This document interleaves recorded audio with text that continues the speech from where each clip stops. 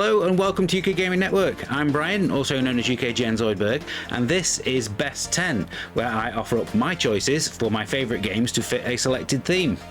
This is the third part in a mini-series looking at the work of some of the most popular publishers of Amiga games. And today is the choice of Codemasters, who in the modern era are more well known for their racing game output than anything else. Back in the 80s and 90s, however, they were probably the UK's premier publisher of budget games. This meant that, bar a few exceptions, their Amiga games tended to cost less than £10, meaning that you could pick up a few of them for the price of one big release. This list is of course just my opinion, and whether you agree with me or think I've completely lost my mind, I would love to hear what your best 10 is in the comments. So, which games did make my list? Time to find out.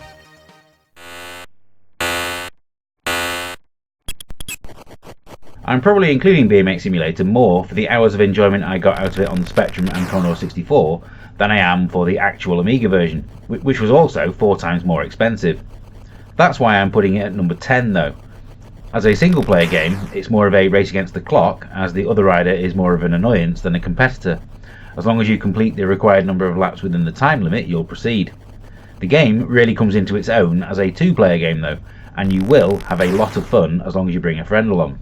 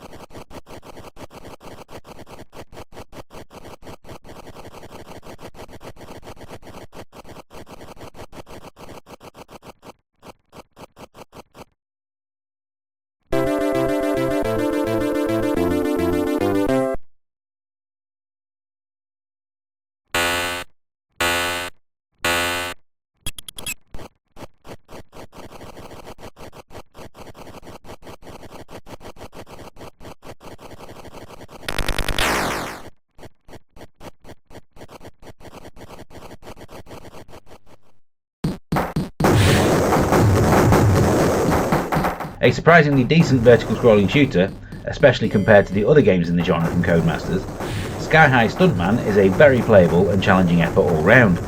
The graphics are initially a little off-putting and extremely brown, but you'll soon get used to them, and the power-up system is kept nice and simple. If you bought it expecting to be able to perform all manner of aerial stunts, you'd have undoubtedly been disappointed. But if you're after a shooter in the same vein as Swiv, there's much here to enjoy.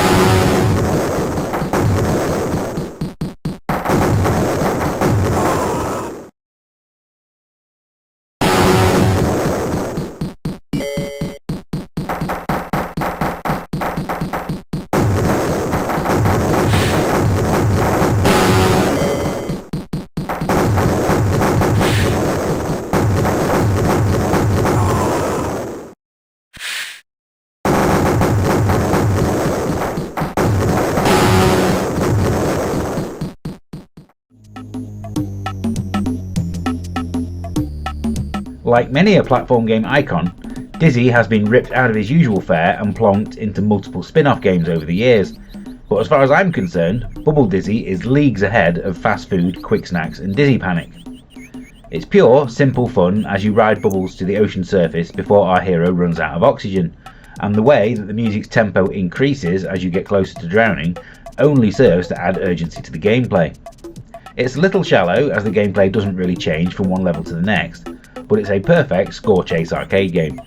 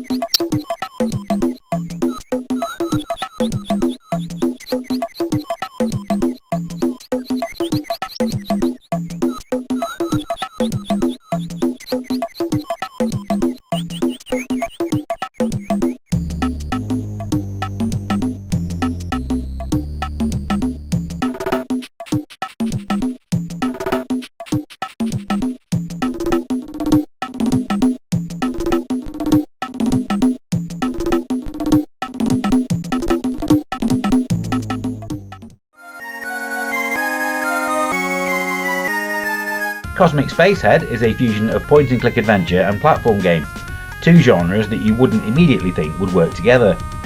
Thanks to some excellent cartoon graphics, a healthy dose of humour and good platforming controls, it does work pretty well though. It is perhaps a little too targeted at younger gamers, as more experienced players will find it a bit easy, and utilising a password system rather than a save game option gives away the game's console origins. The reception was decidedly mixed upon release, with most reviews criticising Codemasters' decision to release it at full price, but I think there's enough here to make it worth playing.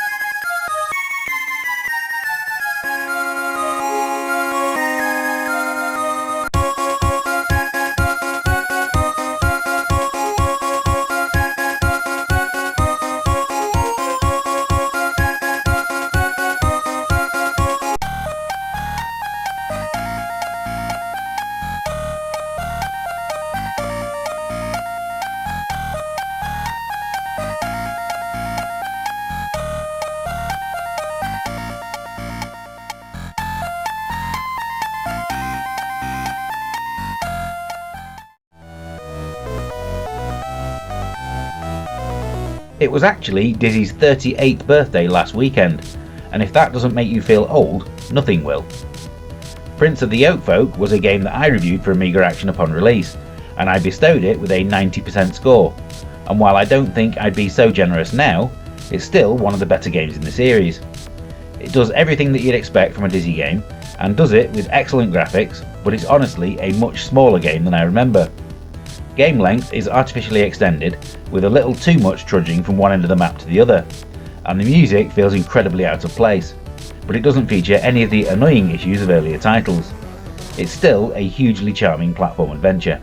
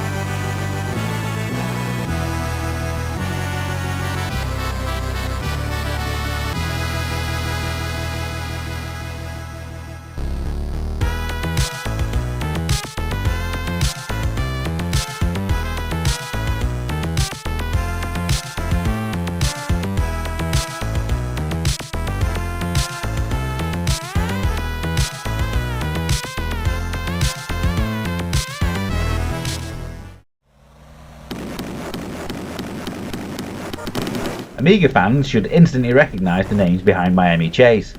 Programmers Andreas Tadic and Peter Toolby, as well as artist Rico Holmes, would go on to become some of the founding members of Team 17 just a year later.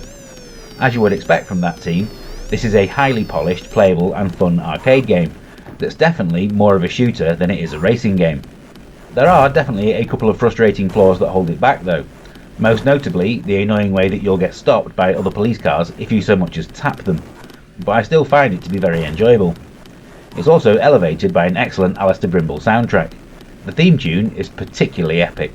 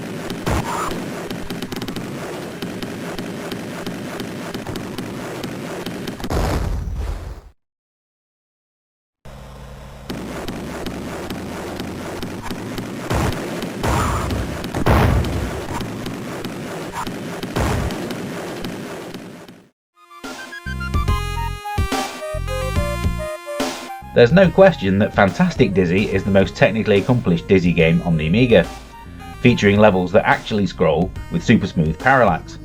There are also attempts to spice up the usual Dizzy formula with the inclusion of mini-games at various intervals. Some of them work well, others not so much. Having the music change between sections was a particularly nice touch, however you're still hampered by the fact that you can only carry 3 items at once. But anybody who plays Dizzy games would be expecting that, so it's hard to mark it down for it. It's also a longer Dizzy game than most, meaning that the jump up to full price for this one wasn't really a problem.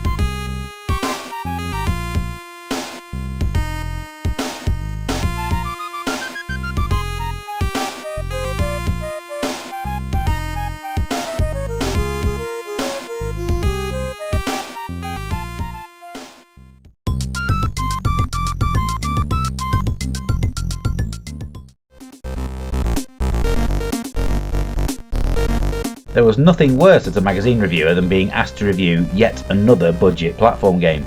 It really lowered my expectations before I first played Captain Dynamo, and I was really not expecting it to be as much fun as it was.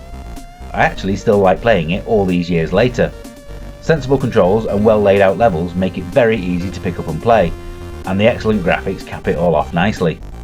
If there's one thing that drags it back down, it's the complete and utter lack of sound effects, which could be what stops this from being at the very top of this list.